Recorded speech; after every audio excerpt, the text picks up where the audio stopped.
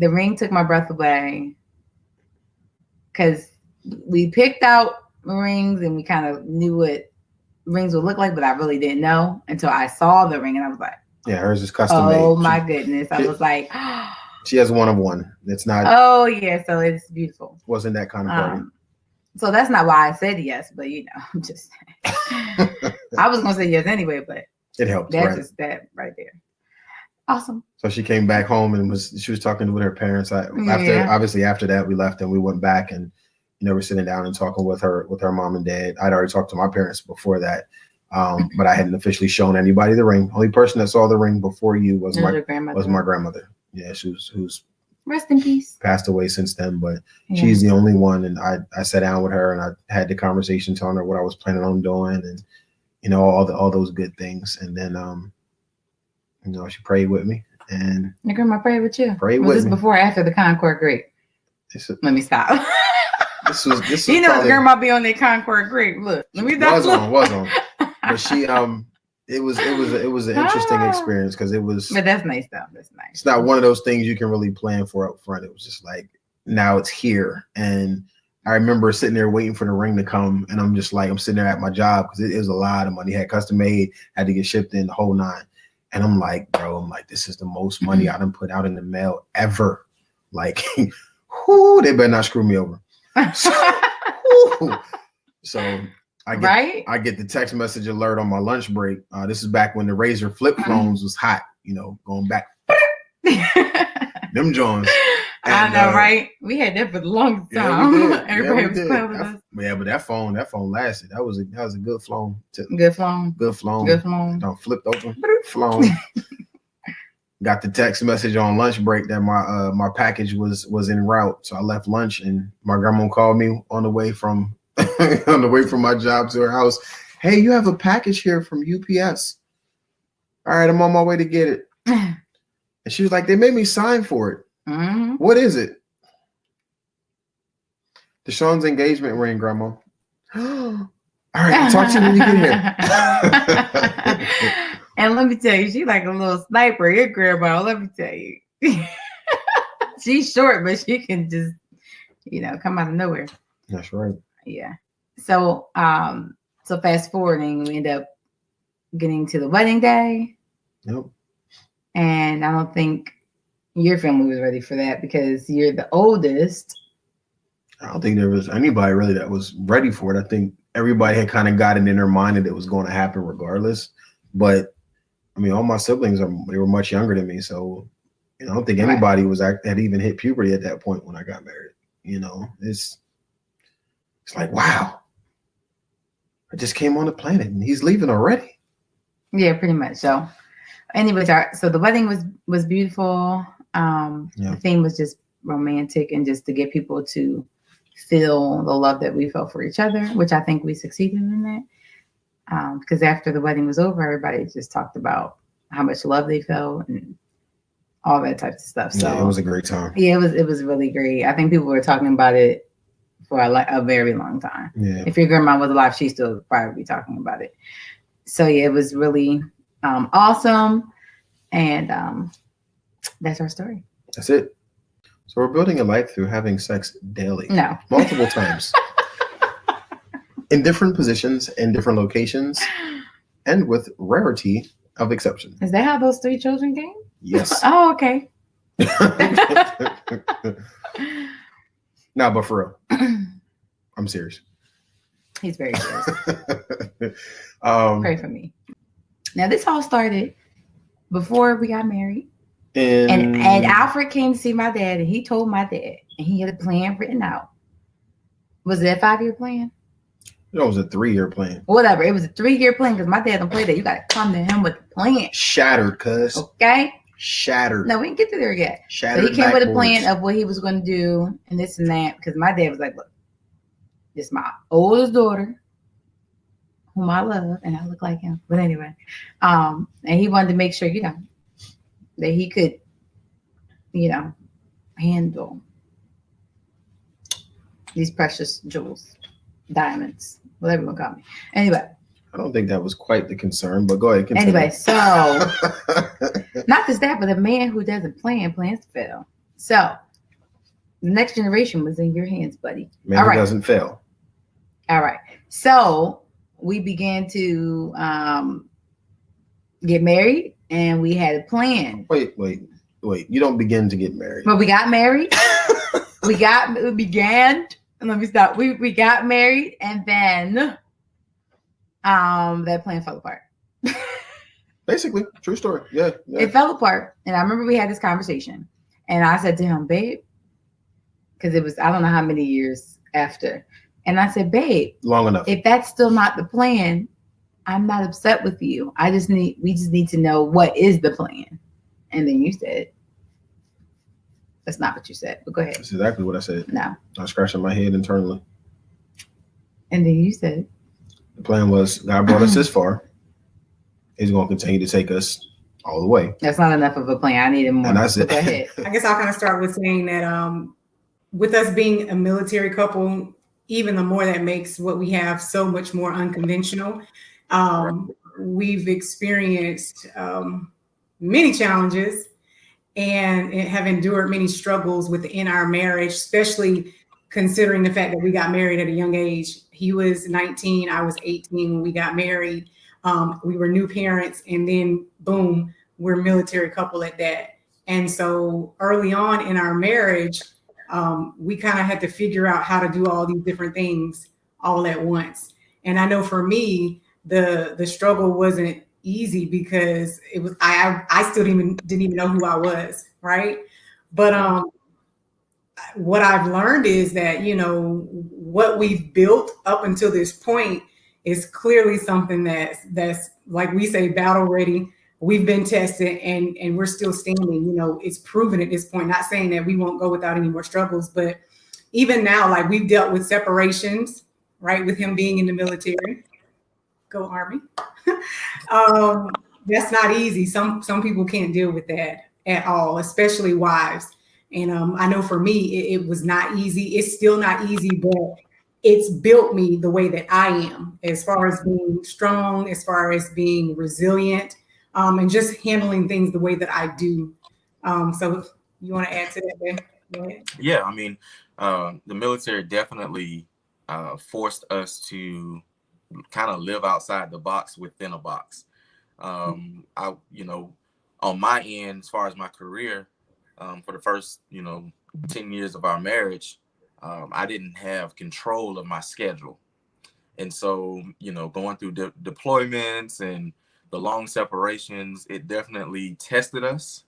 But I do believe nothing of value comes without a test. So it has to go through something in order to produce or to show that it's even worthy of being a thing, Right. And so for us, marriage just kind of, I believe it's just a byproduct of us just being true to each other. And that's something that we've always been, even with our flaws, and our connection never needed marriage to basically, define us. But we found a way to be defined within our marriage. And so, it's been a journey. I tell you, building with you is like building with my best friend. It's rough, it's fun, it's, it is chaotic sometimes, but when the finished product comes out, man, we sit back and just be like, where did that come from? Who is those people? How did we get here? And really, we don't, one of the things I think we don't do is compare our marriage to other people's. I think we live within who we are, and we take certain things from other people, and we've learned, because I didn't have, growing up, I didn't have a full depiction of what marriage looked like in my family, and you had that, but it wasn't perfect. It wasn't perfect. So, it wasn't perfect. So, we're just two people trying to build a new life and to, trying to break some generational curses and break down those walls of, your marriage can't work because you're, living in separate states, or your job causes you to travel for this amount of time. And, it can work. I would say that for me, one of the first things that comes to my mind are the ways in which we really want to be intentional about investing in each other and our marriage.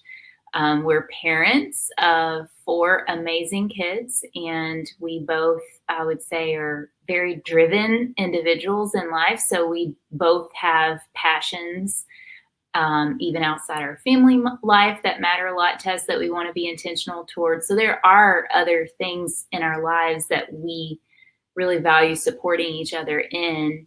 But I think that one of the things that has been huge for us over the years is growing and knowing what does it look like to really invest in each other, and knowing like this relationship is, it really is so core to all of those other things. And if we are in a good place and are connected with one another, it makes a world of difference with what it looks like for us to go out in our other individual pursuits in life, and be able to support each other, but also know like we're in this together, whatever it looks like, because there are certainly some wonderful seasons of life, but there are also really hard ones too.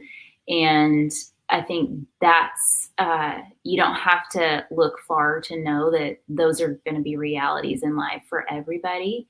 And when you know that you're really in it with someone else, it changes things completely. So I think that's one thing. Another thing that I know has been huge for both of us have been 24-hour retreats.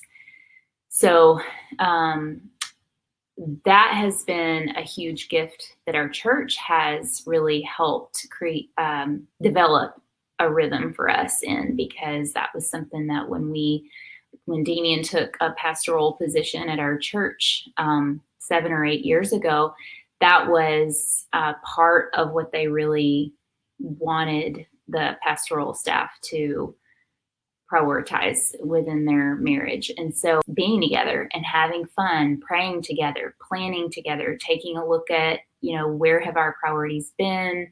Where do we want them to be? What's coming up the next few months? So it helps us to be intentional with each other, but also in parenting and toward our kids and toward the other things that God's called us to. Yeah, a couple things. They're definitely related. One is, and we do this at the retreat, is we think about if we want to build a life together, then we have to consider 3 dynamics. One is a face-to-face reality of marriage, one's a side-to-side, and one's a back-to-back. So face-to-face is that sort of sitting across from each other and connecting and asking questions and saying, hey, what's going well? What's not going well? How are you? And how are you really? And what's going well? How can we do more of that? What's missing? How can we add that? What's not working? How can we change that? Those types of conversations. But of course, the examples I just gave maybe were a little logistical, but it's true connection. And so that's face-to-face. Then side-to-side is that sort of life, daily reality. You're cooking, you're cleaning, you're standing shoulder to shoulder, looking out at all that God's given you to steward and how to love kids. And so you're looking out at a common horizon and you're working together side by side. And then sometimes life is just, there's back-to-back reality. And I imagine if, you think about those military movies or police scenes where they come into a building and they 2 by 2, and the first thing they do is they turn back to back and they sort of sweep the room to they have each other's back, right? Because they don't know what's going to happen. And so there are days when it's like, all right, here we go. You go do this, I do this, you pick that up, you bring that home, and that's just a reality. But connecting on that and understanding that there needs to be all 3 of those realities all the time is a way in which we stay connected, but also on the same page, and also have each other's back. So I think one of the things that we really went into our relationship making sure that we secure was that first tier, that first level of a relationship where it's friendship. And I think a lot of times when you are trying to build a relationship with somebody, Like you go through the phase like, oh, you know, we're friends. Oh, now we're talking. Oh, now we're together and stuff like that. And they look at it as, oh, it's replacing what you used to be. And so, or some people just skip those steps and just go straight to the relationship. And it's like, all right, cool. You can be attracted to them and, you know, have all your intense fellowship and all that stuff. But once that's all said and done, what do y'all have? Like, what do y'all just gonna stare at each other? Like, so I think it's really imperative to just really build that foundation of friendship. So whatever you build on top of that foundation of friendship, you know, building a relationship, it has a stronger support. So I think that was one of the major things going into it that we were both very conscious of. Like, all right, cool, we feeling each other, we love each other, but we want to like each other too. And there's been ups and downs. A lot of it has to do, you know, I think one of the major things is communication. And I'm not saying that we're experts at it to this day. We're coming up on 15 years of marriage, and we're still, you know, learning each other. It's a lot better than when we first started out, because especially with communication, we have different styles. I can say this. So when we were, I guess we can go back to when we were dating. Yeah, like when we were dating, okay, so I had such a hard time telling him certain things, like bringing certain things to the table, and I would make such a huge deal out of nothing. And it was something so simple, and I could have just easily said it like that, but it would take me hours, because I think it was because of my past relationships, how I didn't want him to be like super upset or whatever, or be immature about what I was about to say and like go off on me or something. I don't know. I wasn't sure how he would take it. So I would drag it along, and then and then I'll finally get to whatever it was, and he'll be like, "That's it?" Yeah. And I'm like, "Oh, wow." And so it was really rough early on, because like she wouldn't even, like early on, she wouldn't even tell me. She would wait a couple of days and then like write it in a note. And I'm sitting here like, yo, I like to get to it right then and there so we can move on. Like, all right. Yeah, but there were times where you would, like, there was times where I didn't want to say certain things right then and there. Mm-hmm. I had to sit and ponder on it first, because I didn't want it to come out the wrong way. That's something I had to learn too. Yeah, because he would just kind of like, hurry up, what are you trying to say? Just say it. And I'm like, nah, I'm just not. You can keep saying that all you want, but I'm gonna wait so that it comes out the right way. So we learn from that. I don't do that anymore, right? I don't think I do. Well, once in a blue moon, but not nearly as much as you used to. And I think, like I said, for me, I had to learn how to let her communicate in the way she communicates and not necessarily rush her. Yeah. And then there's times, because sometimes I over communicate, and in my abundance of communication, I can come off as very condescending, or because I like to filter my words and say it, but sometimes I over filter, or my tone is just wrong. Yeah. Even though I say the right things, my tone or my body language is like, and so she's not listening to anything I'm saying, because she's reading my tone and my body language. And I had to learn that too, like, oh, snap. So that's, I called that out though. Yeah, you called it out. You did. But just over the years, the highs and lows of marriage. We was talking about this not too long ago. Like, again, we're coming up on 15 years of marriage, and we have quite a few of our peers who are already divorced or on the brink of divorce and things like that, or even couples that are older than us just divorce is kind of happening all around, and we're looking at each other like, because I've heard the saying, you know, marriage is hard, marriage is hard. Marriage is a challenge. There is things you have to do on a daily and constant basis. But to us, I want to just specifically say to us, it's not that hard. And I think the reason it's not that hard is because we really, in the early part of our relationship, made sure we had that foundation I was talking about. On my end, I actually took a trip to Mexico and worked in an orphanage because I didn't feel like I was waiting for anything at the time. I had really at some point released the relationship and like kind of shelved it, is what I usually say. And what did you do during that time? I was just really focused on school, graduating and all that. And spent a lot more time in prayer as well. I remember you really were following a dream of yours. Mm-hmm. You went so, but at some point I felt like after praying things through and several months going by, really felt a release to give her a call, see how things are going,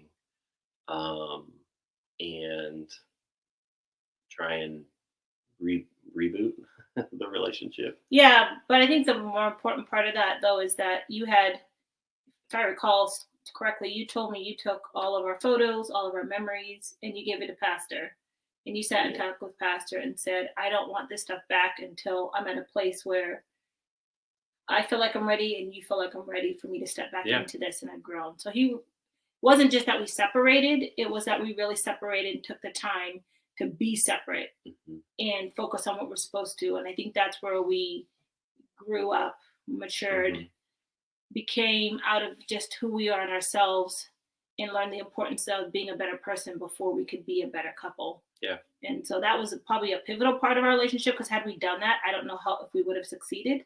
Yeah. So it was when, you went back to Pastor and he gave you the stuff, he gave you his blessing, that we came back together. Because the important part for us is that we don't want to do anything without the blessing of our pastors and parents, because we felt like that would bless our relationship even more going forward. And obviously, more importantly, doing what God wanted us to do. Yeah. So, but having that reassurance outside of just, okay, so God, we know it's the next step, but having that assurance from, those people that we look up to was important for us. Yeah. Especially if we're going to get married. So. Yeah. And that was always the intention. Like, we enter a relationship with the intention of, will this be, is this a person that I can see myself spending the rest of my life with? The rest of my life. And I think there was also things that I felt like God had shared with us along the way, at least for me, gave me reassurance. Like, I'm still walking down the right path. There's just some heart stuff that I had to work on. Yeah. And little things like that only really meant something to me. But yeah, I think that was important, to keep our journey going and keep our relationship going, and what those next steps are. The Bible talks about, his word being a lamp unto our feet and a light into our path. And for me, that really says that God's showing us what's right before us, but he also shows us further on down the line. We may not see all of the path, every detail, but he gives us enough that we can continue to obey and step forward with things. So. Yeah, and I would say always my favorite scripture has been Proverbs 3, 4, and 5. Trust in the Lord with all your heart and lean not on your own understanding. In all your ways acknowledge him and he'll direct your paths, which goes right along with that scripture. And so there was a trust getting out of the relationship, because we both felt very strongly that when we went into the relationship, this was it.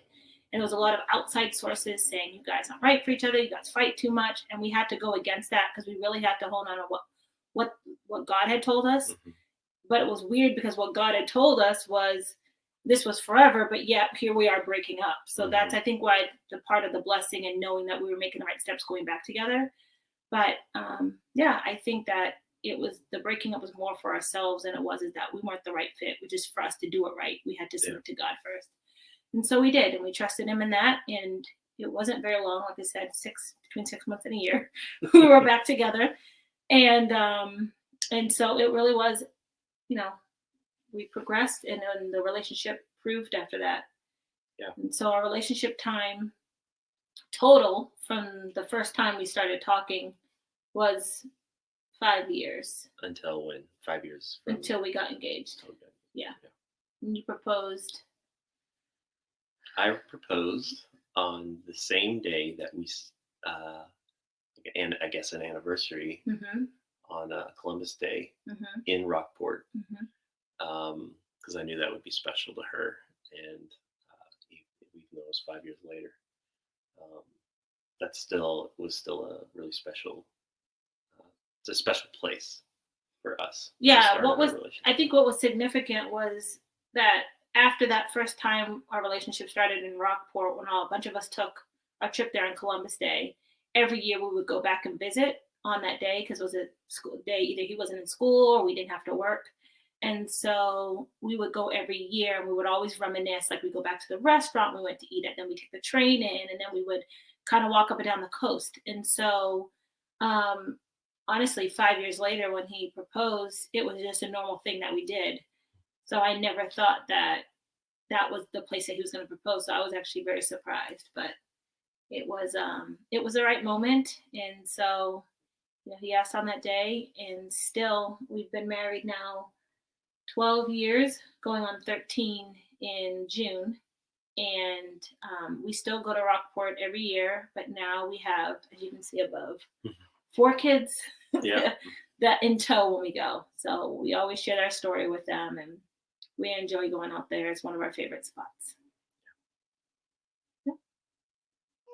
We had all of this stuff going on in our lives, but we maneuvered through all of that. Yes. And it felt like in 2006 that's when it was just like like a peace. It was like we had gone through all of this stuff. I'm talking about people talking about us, people saying that we shouldn't be together, people saying that, man, y'all not for each other, even us having our own doubts or whatever. But the reality is that I believe that the foundation of friendship, the understanding who we are in God individually aside from each other, and then coming and making a commitment to each other is what has caused us to keep our marriage strong and secure even to this day. And so that's how we met, and that's where it is. 2007, we got engaged. We got engaged a day early. Because I'm sorry, am I talking too much? No, you're good. I was just trying I wasn't the one planning the engagement. So I was planning I wasn't planning the engagement, right? What's the infamous, amazing, most perfect day that you can get engaged or married in 2007? 7707. Yeah. Well, I had told one of her friends that I was going to propose, but then I was like, man, her friend is chatty, man. I don't want her to tell her before I actually get a chance to pop the question, because she was out of town and she was coming back from summer break. And so I was like, you know what? Let me just do it. When she comes from the airport, I'm gonna do it. So we got engaged July 6th, 2007. And we were married May 31st, 2008. And so a lot of great things in that story, a lot of hard things in that story, but that's where we'll keep it at this point. Building the life that we have right now. And for the future as well, and for the future. This ride has been interesting. Intense. What's another I word? I don't know. But imagination filled. Look, I don't know. No, it has been intense. This whole thing, getting married in 2008. Now, the even the circumstances around us getting married was pretty tough, because after we got engaged, we did our marriage counseling in Tulsa. I had just graduated college. You had graduated the year before, and you were ready to go to New York. And I had just gotten a position at the church that I grew up at in Houston. And so after our premarital counseling, remember, we actually we both moved from Tulsa, and you moved to New York and I moved to Houston. Yep. Talk about long distance. And we were away from each other for 9 months. Mm-hmm. Yeah. So we were away from each other between 8-9 months. Yeah, between 8 or 9 months. Mm-hmm. And we only saw each other one time in between that time. And it was rough, man. That part was rough. It was really rough. You know, we have a real relationship here. You know, this hasn't been, like we said, you know, Skittles and Capri Suns and gumdrops and rainbows from heaven. You know, it has not been. It has been truly tough. But I believe that the weight of the trial and the weight of the challenge represents the weight of the anointing and the weight of the impact that we're actually going to make in our lives. So we went through a lot of hard things, went through a lot of tough things, getting married, the first year in marriage. Yes. Oh my goodness. Wow. I mean, like for instance, I'll tell y'all the story. Go ahead and tell it. For my ladies watching out there, our first year of marriage, I remember we moved to Houston, Texas. Well, I moved to Houston, Texas with him after getting married. And of course, it's a culture shock because growing up in New York City versus Houston, Texas, from just everything was a culture shock for me. And then of course, transitioning into being married. Okay. So I'm cooking. I didn't have a job yet. I'm cooking every day. This guy comes home to fresh, hot food every day. Wait. Curry chicken, rice and peas. My goodness. No beef patties because she knows how to make beef patties. So this guy comes home one day. Well, I'm like, okay, number one, make sure you get home in time when the food is hot. I don't want to reheat it because it's just not the same. He comes home, food is still in the oven. You know, I was still working on potatoes and everything. So skinning the potatoes and everything. And I had a bag and I had it in the sink because I was peeling my potatoes over the sink. So he's thinking, why aren't you peeling the potatoes over the trash bin? I'm like, that's disgusting. I'm peeling potatoes over a trash bin. I'm going to do it in over the sink in a bag and then throw it in the trash, right? So something so petty. He's like, oh, you know, irritated by the me peeling the potatoes over the sink. It wasn't necessarily just that, okay? It wasn't necessarily just, okay, let me talk about my part of the story. Wait. Go ahead. I'm going to let you finish. This dude criticizing my cooking, all this stuff, like, oh, how I'm peeling the potatoes. Not criticizing the cooking because I love the cooking. I get so upset. I don't know, like, just something took over. Wait before you get there. Okay, let me talk about my side of the story at this point, because it wasn't necessarily just that. It was the fact, like, growing up, of course, we all are accustomed to our culture and how we grew up. So I grew up seeing, grandma, granny, peeling the potatoes over the actual trash can, or putting it, or just, sitting at the table doing it, not in the sink, and there's I had a trash bag. So she had a trash, but still, I was like, why is there a trash bag in the sink? Like, I can't. So, I mean, this is the first year of being married, everybody. Okay. So cultural clashes are happening at this particular point. And I'm like, why is she doing that? Wait. And then it wasn't necessarily just that. It was the fact, it was like the response too. It was the spiciness. Don't let this cute, nice, beautiful, fear can't live here anymore type of face fool you. Don't let it fool you, because she had gotten this attitude. And I'm like, what? And so we started arguing back and forth or whatever the case is. And I said something. I don't know what I said. It had to be a smart remark or whatever. And go ahead. So then, by this time, it went from potato skins to your mama, my mama, everybody's mamas, right?